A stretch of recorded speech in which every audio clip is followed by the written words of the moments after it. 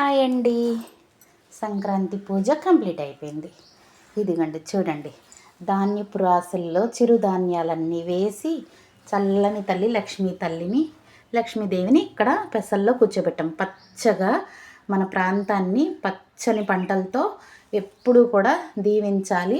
ఆ లక్ష్మీ కటాక్షం కావాలి. రైతులందరికీ కూడా పండించిన పంటల్లో ఎలాంటి నష్టాలు రాకుండా అద్భుతంగా ఆ లక్ష్మీదేవి చేతుల నిండా కూడా రైతులకి చల్లగా రావాలి కదా.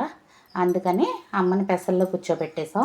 ఇవిగోండి, అందరూ ధాన్యపు రాసులు పెట్టుకొని, పల్లెటూరుల్లో బాగా ధాన్యపు రాసులు పెట్టుకొని పూజ చేసుకుంటారు. మన దగ్గర ధాన్యపు రాసులు ఉండవు కాబట్టి మనం కూడా ప్రతిరోజు ఆహారం లేనిదే బ్రతకలేం. అందుకని మనం కూడా ధాన్యాన్ని ఈరోజు మంచిగా మనస్ఫూర్తిగా కొలుచుకోవాలన్నమాట.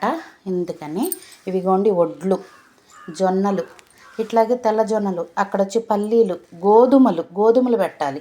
గోధుమలు, సజ్జలు, పెసలు మన ఇంట్లో మా ఇంట్లో ఏమున్నాయో అవే పెట్టా. నేను కొత్తగా ఏం తెచ్చుకోలేదు. వడ్లు మాత్రమే మేము కొత్తగా తెచ్చుకున్నాను.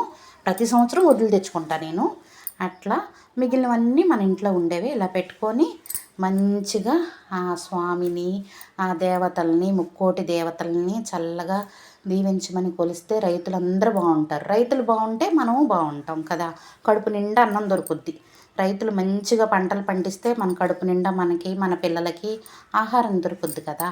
అందుకే ఇట్లా పూజ చేసుకుంటాం అన్నమాట మనం కదా. ఇప్పుడు చూడండి, భోగిపళ్ళు పోయడానికి మా ఇంట్లో బుడ్డి పిల్లలు లేరుగా. అందుకే బుజ్జి బుట్ట నిండా భోగిపళ్ళు.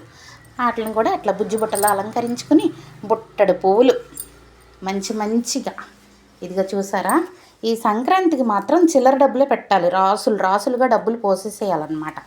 అందుకే బుట్టడు డబ్బులు. ఇక్కడ వచ్చేసి బుట్ట నిండా పళ్ళు, పూలు, పలహారాలు, ధాన్యము, సిరి సంపదలను ఇవ్వమని చెప్పేసి మనం ఇట్లా కోరుకుంటాం. అక్కడ వచ్చేసి చెరుకు గడలు చూసారా. చెరుకు గడలు, సంక్రాంతిలో చెరుకు గడలు లేకపోతే సంక్రాంతి బోరు కొట్టినట్టు ఉంటుంది. కోడి పందాలు, చెరుకు గడలు ఇవన్నీ కావాలి కదా. అందుకని ఆ చెరుకు గడలు. నా సంక్రాంతి ఇట్లా కంప్లీట్ అయింది. మీ అందరికీ కూడా సంక్రాంతి శుభాకాంక్షలు.